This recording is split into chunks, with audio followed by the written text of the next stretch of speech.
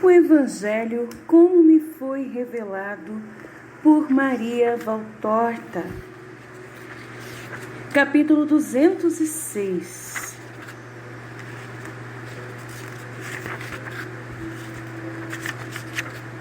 Com duas parábolas sobre o reino dos céus, termina a permanência em Betânia. Valtorta escreve a visão do dia 1º de julho de 1945. Na presença dos camponeses de Jocanã, de Isaque e de muitos discípulos, das mulheres, entre as quais Maria, mãe de Jesus e Marta, e muitos de Betânia, Jesus fala: todos os apóstolos estão presentes. O menino, sentado em frente de Jesus, não perde uma palavra. O discurso deve ter começado há pouco, pois o povo ainda está chegando. Diz Jesus: é por causa desse temor tão forte que eu estou percebendo em muitos que quero vos propor uma boa parábola. Boa para os homens de boa vontade, desagradável para os outros. Mas estes têm o modo de acabar com o gosto desagradável, que se tornem eles também de boa vontade, e a reprovação que a parábola suscita nas consciências deixará então de existir neles. O reino dos céus é a casa do esposalício, feito entre Deus e as almas. O reino dos céus é a casa do esposalício entre Deus e as almas. O momento da entrada nele é o dia das bodas. Agora escutai então. Entre nós há o costume de que as virgens acompanhem o esposo quando ele chega para levá-lo entre luzes e cânticos até a casa nupcial, junto com a sua amada esposa. Quando o cortejo deixa a casa da esposa, que vai coberta com um véu e que comovida sai dirigindo-se para o lugar de rainha, em uma casa que não é a dela, mas que vai tornar-se dela desde o momento em que ela se torna uma só carne com o seu esposo,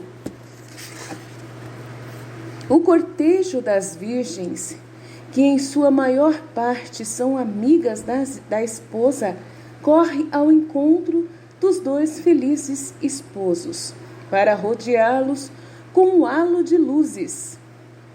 Aconteceu, pois, que em um lugar celebraram-se os esponsais. Enquanto os esposos, com os parentes e amigos, estavam dançando na casa da esposa, 10 virgens foram para o seu lugar, no vestíbulo da casa do esposo, prontas para saírem ao encontro dele. Quando um longínquo som de símbolos e de cânticos estivesse avisando que os esposos já tinham saído da casa da esposa para irem para a casa do esposo. Mas o banquete na casa dos esponsais se prolongou muito, e assim chegou a noite. As virgens, como sabeis, seguram sempre as lâmpadas acesas, para não ficarem perdendo tempo no momento principal. Pois bem, entre estas 10 virgens que deviam segurar as lâmpadas acesas e bem brilhantes, havia 5 sábias e 5 estultas.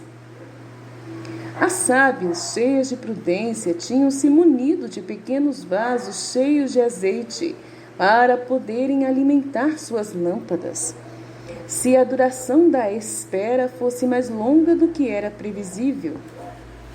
Enquanto que as estultas se limitaram só a encher, quando muito, suas pequenas lâmpadas. Uma hora passou e mais outra hora.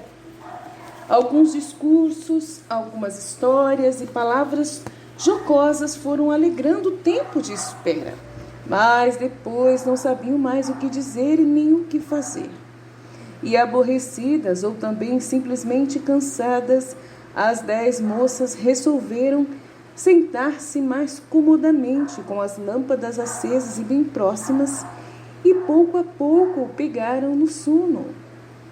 Quando chegou a meia-noite, ouviu-se um grito. Eis o esposo chegando, ide-lhe ao encontro.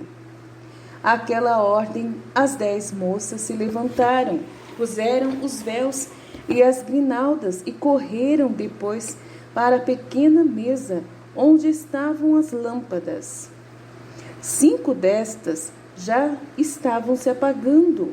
O pavio, não encontrando mais azeite, pois este se havia acabado, estava já soltando fumaça, com os lampejos cada vez mais fracos e pronto para apagar-se ao menor sopro de vento. Mas as outras 5 lâmpadas, alimentadas antes do sono pelas virgens prudentes, estavam com suas chamas ainda bem vivas, e mais vivas ainda ficaram pela nova quantidade de azeite que colocaram sobre o pavio. Imploraram as estultas, dai-nos um pouco do vosso azeite, porque senão as nossas lâmpadas se apagam, só ao movê-las daqui. As vossas já estão bonitas. Mas as prudentes responderam: fora, ao vento da noite, o orvalho está caindo em grossas gotas. O azeite nunca é bastante para formar uma chama forte, capaz de resistir aos ventos e à umidade. E se nós vos dermos do nosso, vai acontecer que as nossas luzes também possam começar a vacilar. E bem triste ficaria o cortejo das virgens sem o palpitar daquelas chamazinhas. E depois, então, vão correndo ao vendedor mais perto, pedir, bater a porta, fazer que ele se levante para vos vender. E elas, apressadas, amarrotando os véus, sujando as vestes, perdendo as grinaldas por terem que esbarrar uma nas outras, correndo procuraram seguir o conselho das companheiras. Mas, enquanto iam indo comprar azeite, eis que já aparecem lá no começo da rua o esposo e a esposa. As 5 virgens, tendo nas mãos suas lâmpadas acesas, correram ao encontro deles, e no meio delas os esposos entraram na casa, para o fim da cerimônia. Momento este em que as virgens deveriam acompanhar a esposa até a câmara até a câmara nupcial. A porta, então, foi fechada, depois da entrada dos esposos, a quem fora estava, fora permaneceu. E assim, para as 5 estultas que, chegadas, enfim, com o azeite, encontraram a porta fechada, inutilmente bateram nela, machucando as mãos e gemendo: Senhor, Senhor, abre-nos! Nós somos do cortejo das núpcias. Somos as virgens propiciatórias, escolhidas para trazer honra e fortuna ao seu tálamo. Mas o esposo, lá do alto da casa, deixando por um momento os convidados mais íntimos, dos quais ele se despedia enquanto a esposa entrava na câmara nupcial, disse: Em verdade eu vos digo que não vos conheço, não sei quem sois. Os vossos rostos não estavam presentes ao redor da minha amada, festejando-a. Vós sois umas usurpadoras, que sejais, pois, deixadas fora da casa das núpcias. E as 5 estultas, chorando, foram-se embora pelas estradas escuras com suas lâmpadas já inúteis, com suas vestes amarrotadas, os véus rasgados, as grinaldas desmanchadas ou perdidas. E agora ouvi a admoestação encerrada na parábola. Eu vos disse no princípio que o reino dos céus é a casa dos esponsais, feitos entre Deus e as almas. Para as núpcias celestes são chamados todos os fiéis, porque Deus ama todos os seus filhos. Uns antes, outros depois, chegam ao momento dos esponsais. e chegar a esse momento é uma grande sorte. Mas agora escutai ainda. Vós sabeis como as moças consideram uma honra e uma sorte serem chamadas para ficarem como servas ao redor da esposa. Apliquemos ao nosso caso o papel dos personagens e compreendereis melhor. O esposo é Deus, a esposa é a alma de um justo, que tendo passado o período do noivado na casa do Pai, isto é, na dependência e obediência à doutrina de Deus, vivendo segundo a justiça, é levado à casa do esposo para as núpcias. As servas virgens são as almas dos fiéis que, segundo o exemplo deixado pela esposa, ter sido escolhida pelo esposo por suas virtudes, é sinal de que ela era um exemplo vivo de santidade. Procuram chegar àquela mesma honra, santificando-se. Elas estão com a veste branca, limpa e nova, em brancos véus, coroadas de flores. Elas têm lâmpadas acesas nas mãos. As lâmpadas estão bem limpas, tendo um pavio alimentado com azeite do mais puro, para que não seja mal cheiroso. Com veste branca é a justiça firmemente praticada, que produz uma veste cândida e bem depressa chegará o dia em que será candidíssima, sem nenhuma lembrança nem de longe da mancha, como um candor sobrenatural, um candor angélico. Em veste limpa é preciso, junto com a humildade, ter sempre limpa a veste. É muito fácil embaçar a pureza do coração, e quem não é puro de coração não pode ver a Deus. A humildade é como uma água que lava. O humilde se dá conta logo, porque tem olhos não embaçados pelas fumaças do orgulho, de estar com suas vestes enodoadas, e corre para o Senhor e diz: eu tirei a limpeza deste meu coração, eu choro para limpar-me, a teus pés venho chorar, e tu, ó meu sol, alveja com os teus benignos perdões, com os teus paternos amores esta minha veste. Em veste nova é o frescor do coração. As crianças o possuem por um dom de Deus, os justos o têm por um dom de Deus e por sua própria vontade, e os santos o têm por dom de Deus e por sua vontade elevada até o grau de heroísmo. Mas os pecadores, com uma alma dilacerada, queimada, envenenada, emporcalhada, será que não poderão nunca mais ter uma veste nova? Oh, sim, que podem ter. Começam a tê-la desde o momento em que olham para si mesmos com aversão. Depois a aumentam, quando se decidem a mudar de vida, e a aperfeiçoam quando se lavam com a penitência, e se desintoxicam e se medicam, e recompõem a sua pobre alma, e com a ajuda de Deus, que não nega socorro a quem lhe pede uma santa ajuda, e com a própria vontade elevada ao super-heroísmo, porque neles o necessário não é ficar tomando conta dos que eles têm, mas de reconstruir o que eles demoliram, e para isso há uma dupla, tripla e sétupla fadiga, e finalmente, com uma penitência incansável e implacável, para com o eu que foi pecador, fazem voltar sua alma a um novo frescor como na infância, frescor precioso pela experiência que os faz mestres de outros que são agora como eram eles há tempo, ou seja, pecadores.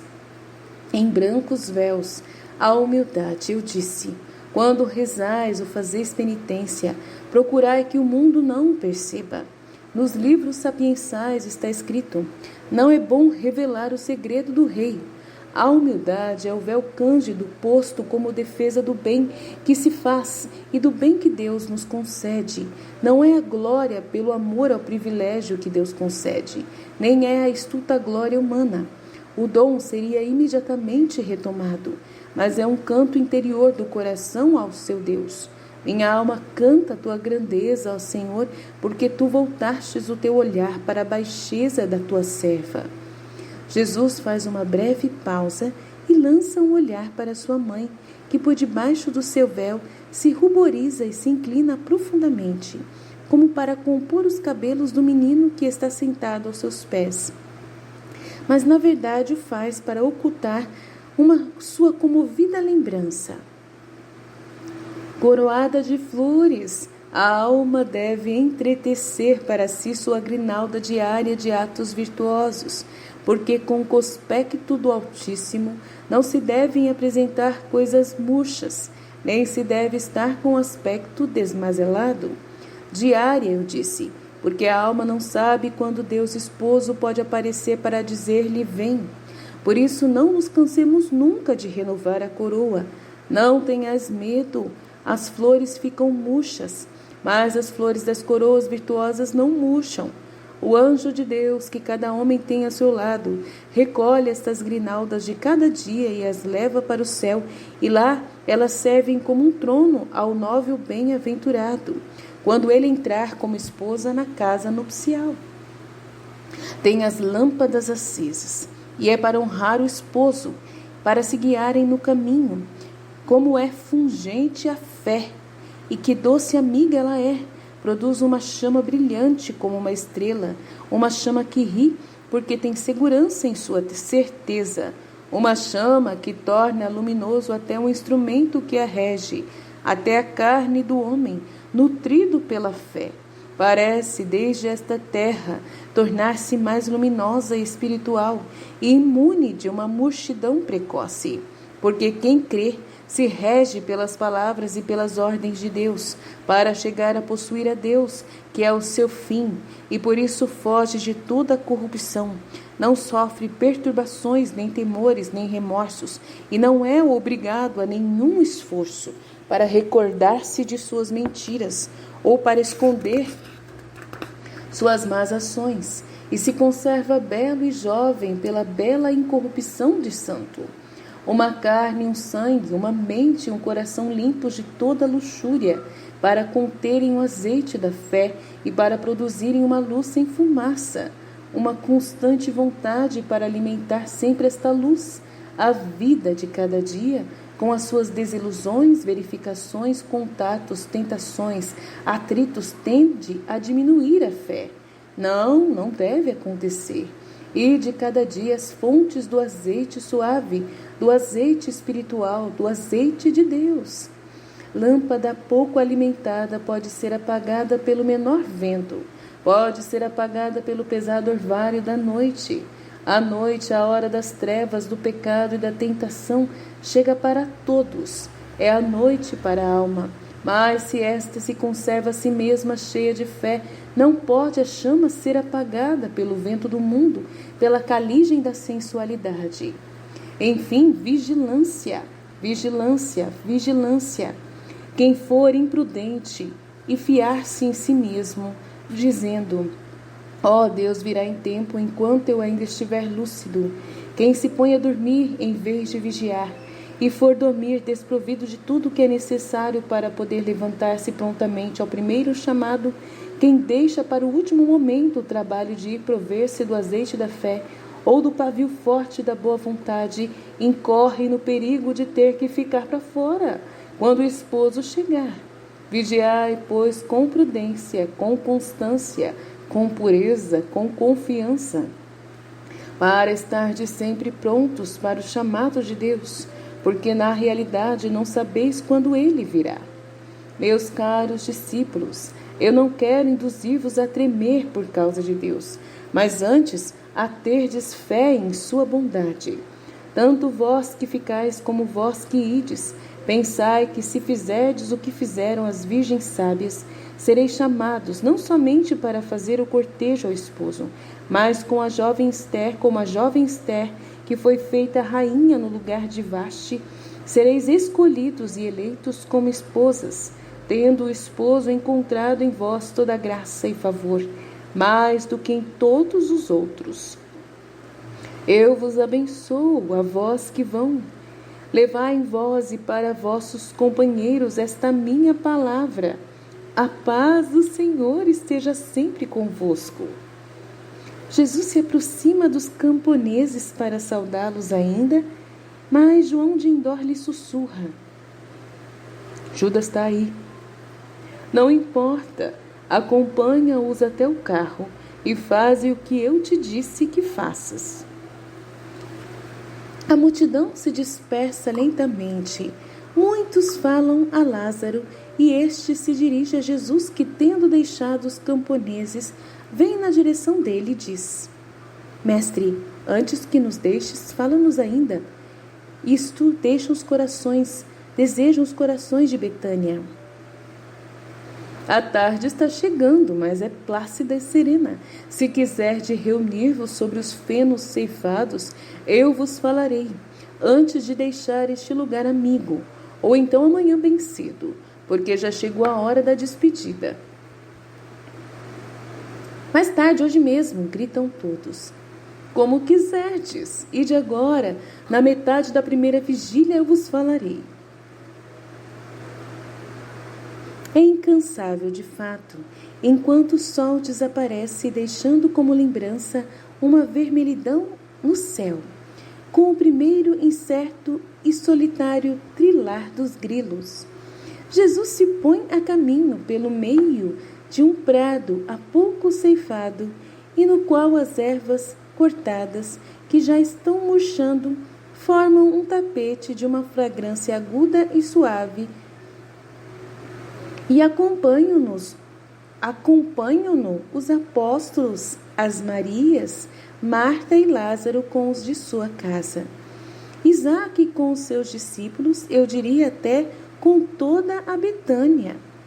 Entre os seus servos está o velhinho com a mulher, aqueles dois, que no Monte das Bem-aventuranças acharam também um conforto para os seus dias. Jesus para a fim de abençoar o patriarca, que chorando vai beijar-lhe a mão, e acaricia o menino, que vai caminhando ao lado de Jesus, dizendo-lhe: Feliz de ti, que o podes acompanhar sempre. É uma grande felicidade. Sobre tua cabeça está suspensa uma coroa. Ó, feliz de ti. Quando todos já estão em seus lugares, Jesus começa a falar. Já tendo ido embora os nossos pobres amigos camponeses, que tinham necessidade de muito conforto em sua esperança, ou melhor, em sua certeza de que basta saber pouco para serem admitidos no reino, de que basta um mínimo de verdades com as quais a boa vontade trabalha, eu agora me dirijo a vocês. Muito menos infelizes, porque estás em condições materiais muito melhores e com mais auxílios do Verbo. O meu amor vai a eles só com o pensamento, mas aqui a vós o meu amor vem também com a palavra. Por isso, vós estáis sendo tratados na terra como no céu, com maiores exigências, porque a quem mais foi dado, mais será exigido.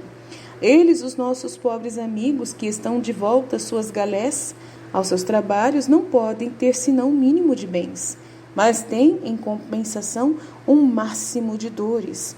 Por isso, não são somente para eles as promessas de benignidade, já que qualquer outra coisa para eles seria supérflua. Em verdade, eu vos digo que a vida deles é penitência e santidade, e que nada mais lhe deve ser imposto. Também em verdade eu vos digo que, semelhantes às virgens sábias, eles não terão deixado que se apaguem suas lâmpadas, até que chegue a hora do chamado.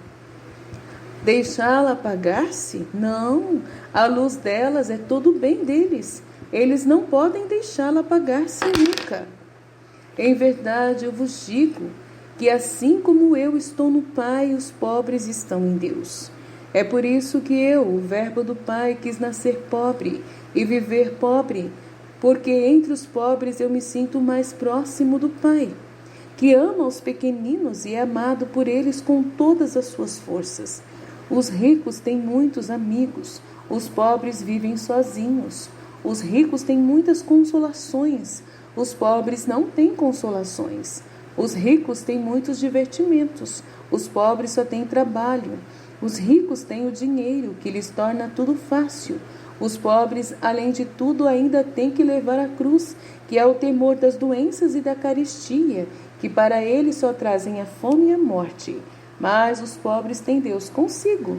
Ele é amigo deles, é o consolador deles. É Ele quem os consola com as esperanças do céu, quando eles sofrem as penas do momento presente. É Ele a quem eles podem dizer, e o sabem dizer, e o dizem justamente porque são pobres, humildes e sós. Socorre-nos, ó Pai, com a tua misericórdia. Tudo o que eu estou dizendo aqui nesta terra de Lázaro, meu amigo e amigo de Deus, se bem que ele seja tão rico, pode até parecer estranho, mas Lázaro é uma exceção entre os ricos. Lázaro chegou a ter aquela virtude muito difícil de ser encontrada na terra e ainda mais difícil de ser praticada para ensinamento dos outros. A virtude de estar livre das riquezas. Lázaro é justo. Lázaro não se ofende, ele não pode ofender-se porque sabe que ele é o rico pobre e por isso não é atingido pela minha velada censura. Lázaro é justo e reconhece que no mundo dos grandes as coisas são como eu digo. Por isso eu falo e o digo, em verdade eu vos digo, que é muito mais fácil que esteja em Deus um pobre do que um rico. E no céu do meu e vosso Pai muitos lugares vão ser ocupados por aqueles que na terra foram desprezados, porque eram tão miúdos como grãos de poeira em que pisamos. Os pobres conservam no coração as pérolas que são as palavras de Deus. Elas são o seu único tesouro. Quem tem uma só riqueza toma todo cuidado com ela. Quem tem muitas vive aborrecido e desatento e se torna soberbo e sensual. Por tudo isso, ele não admira com olhos humildes e cheios de amor o tesouro que Deus lhe deu, mas o confunde com outros tesouros, que são preciosos só na aparência, tesouros que são as riquezas desta terra, e fica pensando, já é muito o que eu faço, ao ficar ouvindo as palavras de que um que é carne e ossos como eu, e os sabores das sensualidades fazem ficar obtusa, e sua capacidade de saborear o que é sobrenatural, fortes sabores, sim, mas o que eles são é muito bem temperados, para misturar tudo com o seu fedor e sabor de podridão.